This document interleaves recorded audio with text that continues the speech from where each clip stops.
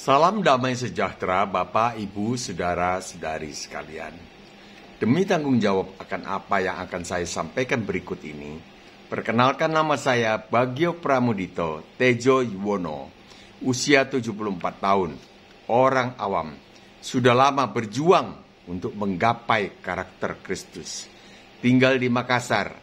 Nomor HP Japri saya adalah 0852 9898 1948. Pada tahun 2018, saya bermimpi mendengar suara laki-laki berwibawa dari langit yang intinya menyuruh saya melaksanakan perintah memberitakan Injil yang tertulis di Markus 16. Saya yakin itu adalah suara Tuhan. Saya memegang erat prinsip tidak intervensi kepercayaan orang lain. Video ini adalah bentuk kesetiaan saya menjalankan satu talenta yang telah saya terima dari Tuhan. Matius 25 ayat 26. Saya tidak mau digolongkan sebagai hamba yang jahat dan malas. Jika ada koreksi atau kritik yang membangun atas materi yang saya sampaikan ini, janganlah segan menyampaikannya kepada saya. Mohon mendengarkan video saya ini lebih dulu, barulah memberikan kritik dan saran atas materinya. Jangan menghakimi wajah saya, karena saya tidak bisa memilih ibu bapak saya.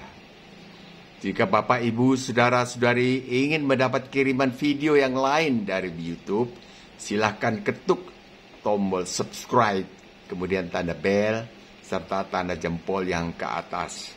Jangan jempol yang ke bawah loh. Syukur kepada Allah, inilah unggahan video saya yang ke-40. Sabtu 11 Juni 2022 dengan topik murtadin. Kan disalibnya sudah lama. Topik ini penting sekali sebagai landasan iman kita, khususnya para murtadin. Jangan sampai kita disesatkan sehingga percaya bahwa peristiwa penyaliban Tuhan Yesus itu hanyalah sebuah peristiwa sejarah belaka. Guna menuntun pikiran kita tiba pada jawaban atas pertanyaan, kan peristiwa penyaliban Tuhan Yesus itu sudah lama terjadi. Itu kan terjadi pada tahun 33 Masehi. Apa hubungannya dengan saya yang hidup di tahun 2022 ini? Mari kita telusuri dari awal. Matius 5:17. Saya hanya mengulangi isi intinya saja. Tuhan Yesus datang ke dunia bukan untuk mengampuni dosa, karena ada ketentuan di ayat 18 dan 19. Selama masih ada langit dan bumi ini, tidak akan ada pengampunan atas dosa sebelum hukum Taurat digenapi, yaitu dilaksanakan seluruh perintahnya. Setelah seluruhnya dilaksanakan, barulah ada pengampunan. Wah, siapa yang bisa melakukan seluruh perintah hukum Taurat? Mari kita ikuti sampai akhir. Ternyata umat manusia gagal menggenapi hukum Taurat dengan melakukan seluruh perintah-perintahnya karena kelemahan dagingnya. Maka manusia harus dihukum untuk menggenapi tuntutan hukum Taurat karena kegagalannya itu. Hukuman telah diambil alih oleh Allah dengan mengutus Tuhan Yesus di dalam daging untuk menggenapi tuntutan hukuman ini dengan menggantikan hukuman umat manusia. Roma 8 ayat 3 dan 4. Menggenapi hukum Taurat adalah melakukan seluruh perintah atau menjalani hukuman yang dituntut oleh hukum Taurat. Kita menggenapi hukum pidana dengan tidak mencuri. Jika kita gagal lalu mencuri, maka kita harus menggenapi hukum pidana dengan menjalani hukuman kita di penjara. Itu yang disebut menggenapi hukum. Jadi, menggenapi hukum Taurat adalah melakukan seluruh perintah atau menjalani hukuman yang dituntut oleh hukum Taurat itu. Itulah sebabnya Tuhan Yesus datang ke dunia bukan untuk mengampuni dosa, melainkan untuk menggenapi hukum Taurat bagi umat manusia.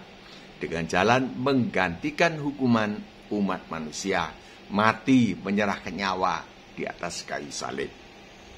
Yang dipertanyakan adalah peristiwa penyaliban Tuhan Yesus ini kan sudah lama terjadi. Tahun 33 Masehi. Lah kita kan hidup di tahun 2022. Itu kan peristiwa sejarah belaka. Bagaimana umat manusia yang hidup 1981 tahun setelah peristiwa itu bisa menikmati penggantian hukuman itu dan menjadi selamat. Matius 27 ayat 50. Yesus berseru pula dengan suara nyaring, lalu menyerahkan nyawanya. Ayat 51, dan lihatlah, tabir bait suci terbelah dua dari atas sampai ke bawah. Tuhan Yesus waktu disalib berseru nyaring, Eloi, Eloi, lama sabachthani, Allahku, Allahku, mengapa engkau meninggalkan aku? Lalu menyerahkan nyawanya. Sudah genap. Dan lihatlah, tabir bait suci terbelah dari atas sampai ke bawah, terbelah dua. Tabir itu horden. Tuhan Yesus disalibkan di Bukit Golgota, di luar kota. Bait suci lokasinya di dalam kota.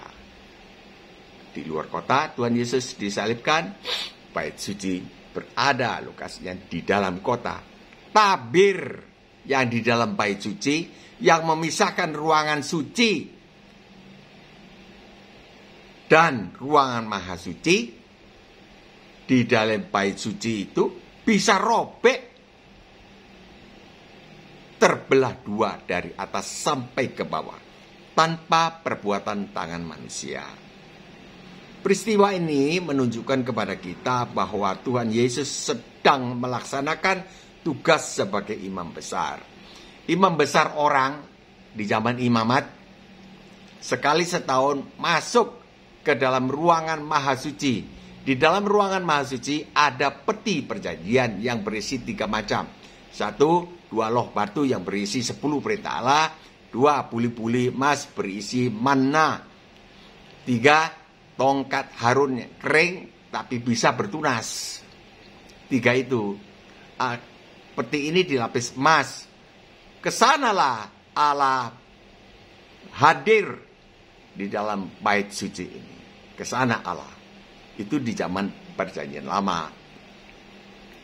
Nah, 1 tahun 1 kali imam besar manusia masuk dari pelataran, masuk ruangan suci, kemudian masuk menembus tirai yang memisahkan ruangan suci dengan ruangan maha suci, membawa darah domba jantan dan darah lembu jantan.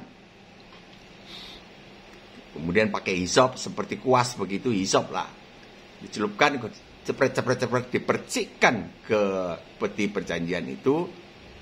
Kemudian keluar lagi imam besar, percikkan darah itu kepada umat yang hadir di situ. Yang kena disucikan secara jasmani. Ibrani 9 ayat 11. Tetapi Kristus telah datang sebagai imam besar untuk hal-hal yang baik yang akan datang. Ia telah melintasi kemah yang lebih besar dan lebih sempurna yang bukan dibuat oleh tangan manusia. Ini kemah ini, jagat raya ini. Artinya yang tidak termasuk ciptaan ini. Dan ia telah masuk 1 kali untuk selama-lamanya ke dalam tempat yang kudus. Tempat yang kudus yang maha kudus tadi, yang ada peti perjanjian di mana Allah bertakhta di situ, turut jab di sana. Tetapi bukan dengan membawa darah domba jantan dan darah anak lembu, tetapi dengan membawa darahnya sendiri. Dan dengan itu ia telah mendapat kelepasan yang kekal, kelepasan bagi umat manusia yang disebut penebusan dosa yang kekal, penggantian. Itu penggantian hukuman itu telah memperdamaikan manusia dengan Allah. Kita perhatikan kalimat, ia telah masuk 1 kali untuk selama-lamanya ke dalam tempat yang kudus. Artinya mulai dari saat itu, saat Tuhan Yesus disalib, tirai terbelah di dalam bait suci, Tuhan Yesus berkata, sudahlah genap. Dari saat itu sampai selama-lamanya, penggantian hukuman atau penebusan dosa itu tetap berlaku. Tergantung dari respon manusia. Jika dia membuka hati dan berkata, saya mau, maka terjadilah. Sebelum beliau datang kembali sebagai hakim, sebagai raja segala raja yang menghakimi. Sekian bahasan kita. Tuhan Yesus memberkati.